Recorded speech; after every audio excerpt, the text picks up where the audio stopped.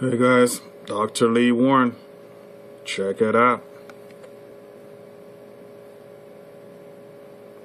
Before we go upstairs before you go upstairs and have your class, I gotta ask you, man, what are you reading, man? I'm reading a book when money dies. That's too depressing, Dr. Warren. No, it tells you what happened to in Germany in the 1920s after World War I when Hitler, before Hitler came to power, how money failed.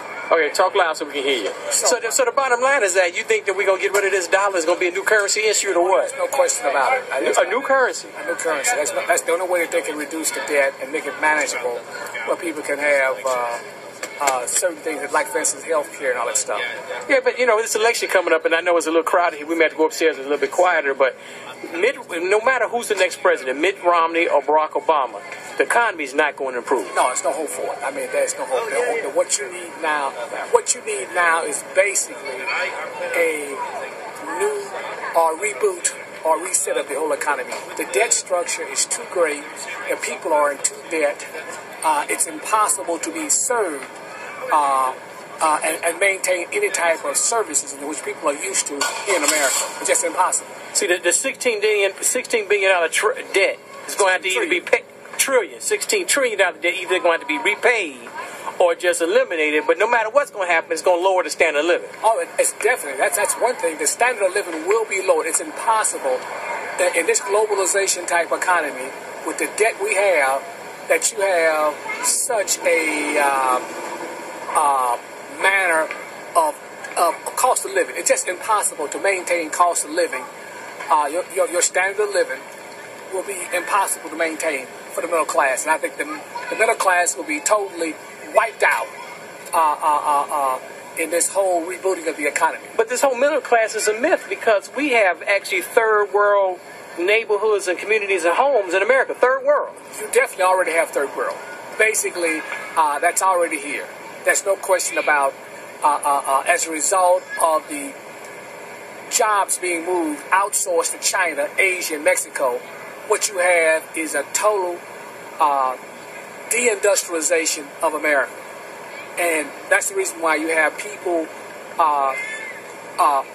you got 50 million people on food stamps. Right. 100 million people are basically poor, near poor. Poor or near poor. And near poor, yeah. And only 25% of the jobs in America have livable wages. So 75% of the jobs are substandard. Wait. Only 25% of the jobs have a livable wage. Livable wage, that's $25,000, $30,000, $25 or $30 an hour, all the way up to your $200,000-$300,000. And then people understand this. Mitt Romney is Barack Obama going to change the world. Mitt Romney is going to improve the economy because he's a businessman. People got to understand the standard of living has been going down and decline for the average American for 30, 40 years. Right. Well, in the case of what you have, the average American makes $50,000, and his standard of living is actually no better off than it was going back to 1970, 1960. At least you had one thing.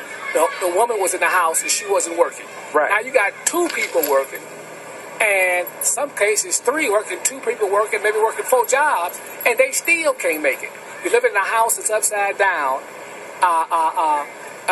and you're having high cost of food, and you haven't seen anything as this thing rolls down. The Federal Reserve continues to print money, and what most people don't understand is that the debt that we need to finance the system, we can't even sell the debt. America cannot have their bonds and treasury bills accepted by the Chinese or foreigners because they say, listen, you too deep in debt.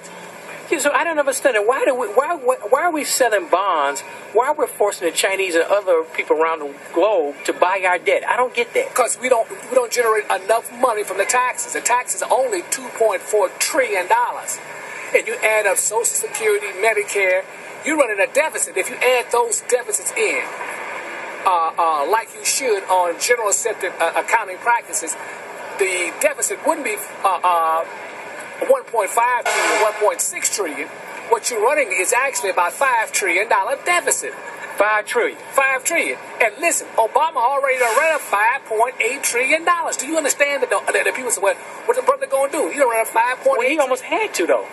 Well, then that's true, but then if you had to, the problem is that your money, your dollar bill won't be worthless.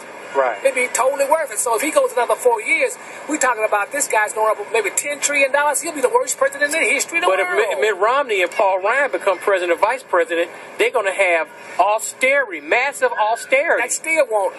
They still won't be able to reduce the deficit to a manageable level. So you say if we go deeper in debt or massive austerity, and that's just hard measures. Look up the word austerity, y'all. Right. What that means is cutting most of the social programs. Yeah. And if they cut them all to the bone, you would still have $1 trillion deficit. Remember, in 2007 or 2004, we only had about it was under $1 trillion. Matter of fact, when Bush came in, we were running on $200 billion deficit. And when he started the wars and everything, and et cetera, now we're up to over $1.5 trillion every year we're running. And we are the largest debtor nation in the history of the world. And the only way that you'll be able to offset your savings and everything, you better have some silver or gold. Silver and gold. That's the only thing that's going to be able to hedge your savings. Because listen, your savings in the bank is only paying less than 1%. Less than 1%. Now, if you got $10,000 in the bank, you're not even making less than $100 a year.